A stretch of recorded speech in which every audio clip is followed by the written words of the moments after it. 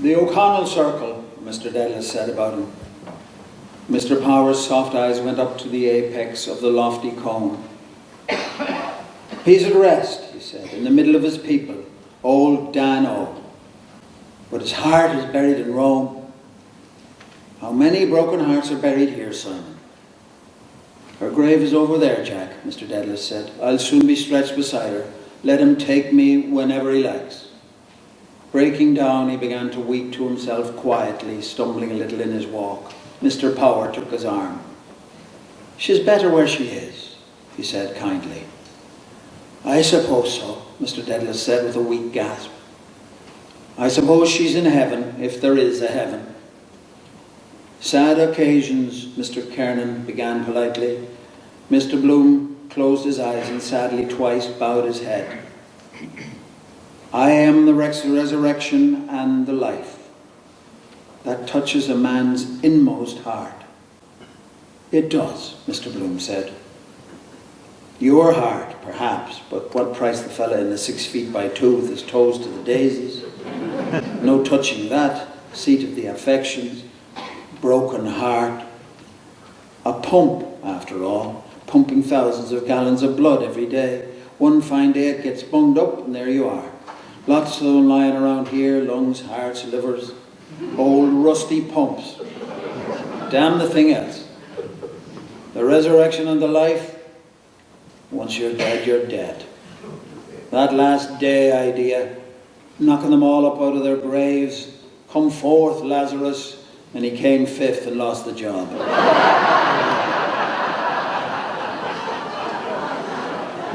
Who is that chap behind with Tom Kernan? John Henry Menton asked. I know his face. Ned Lambert glanced back. Bloom, he said. Madame Marion Tweedy, that is, the soprano, she's his wife. Oh, to be sure, John Henry Menton said. I haven't seen her for some time. She was a fine-looking woman. I danced with her, 15, 17 golden years ago at Matt Dillon's in Roundtown. A good armful she was. He looked behind through the others. What is he? He asked. What does he do? Wasn't he in the stationery line? I fell foul of him one evening. I remembered Bowles. Ned Lambert smiled. Yes, he was. He said, in Wisdom Healy's, a traveller for blotting paper. In God's name, John Henry Menton said, what did she marry a coon like that for? She had plenty of game in her then. Has still, Ned Lambert said.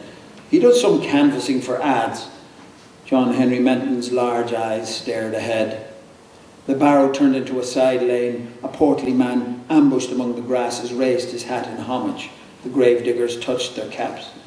John O'Connell, Mr. Power said. Please, he never forgets a friend. Mr. O'Connell shook all the hands in silence. Mr. Dedalus said, I'm come to pay you another visit. My dear Simon, the caretaker answered in a low voice, I don't want your custom at all. Saluting Ned Lambert and John Henry Menton, he walked on at Martin Cunningham's side, puzzling 2 long keys at his back. Did you hear that one, he asked them, about Mulcahy from the Coombe? I did not, Martin Cunningham said. They bent their silk hats in concert and Hines inclined his ear. The caretaker hung his thumbs in the loops of his gold watch chain and spoke in a discreet tone to their vacant smiles. They tell the story, he said, the 2 drunks came out here one foggy evening to look for the grave of a friend of theirs. They asked for Mulcahy from the Coombe and were told where he was buried. After traipsing about in the fog, they found the grave sure enough. One of the drunks spelled out the name Terence Mulcahy. The other drunk was blinking up at a statue of our Saviour the widow had got put up. The caretaker blinked up at one of the sepulchres they passed. He resumed, and after blinking up at the sacred figure, not a bloody bit like the man, says he. That's not Mulcahy, says he. Whoever done it? That's all done with a purpose, Martin Cunningham explained to Hines. I know, Hines said. I know that, to cheer a fellow up, Martin Cunningham said. It's pure good-heartedness.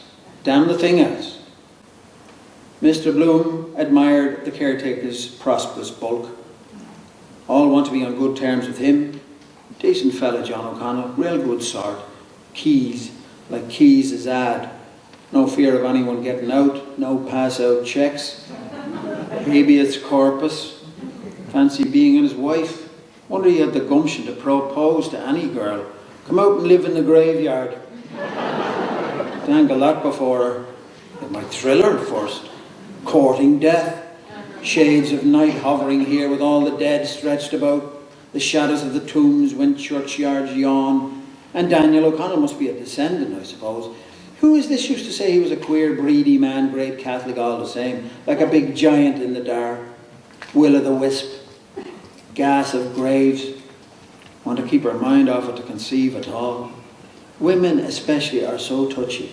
Tell her a ghost story in bed to make her sleep. Have you ever seen a ghost? Well, I have. It was pitch dark night. The clock was on the stroke of 12. Still, they'd kiss all right if properly keyed up. You might pick up a young widow here. Men like that, love among the tombstones. In the midst of death, we are in life. Both ends meet. Tantalizing for the poor dead. Smell of grilled beefsteaks to the starving. Gnawing their vitals. Desire to grig people. Molly wanting to do it at the window. 8 children he has anyway. Now, who's that lanky-looking galoot over there in the Macintosh? Now, who is he, I'd like to know? Now, I'd give a trifle to know who he is. Always someone turns up you never dreamt of. A fella could live on his lonesome all his life. Yes, he could. Still, he'd have to get someone to sod him after he died, though he could dig his own grave. We all do. Only man buries. No, ants too. First things strikes anyone. Bury the dead. Poor Dignam, his last lie on the earth in his box. When you think of them all, it does seem a waste of wood. All gnawed through. They could invent a handsome bier with a kind of panel sliding, let it down that way.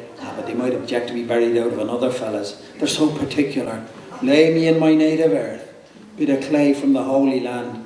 The Irishman's house is his coffin. Embalming in catacombs, mummy's the same idea. The coffin dived out of sight, eased down by the men straddled on the grave trestles.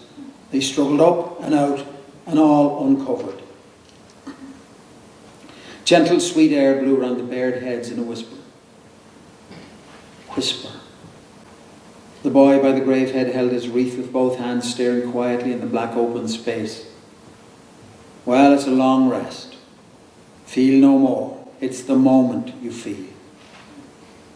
Must be damned unpleasant. Can't believe it at first. Mistake must be. Someone else. Try the house opposite.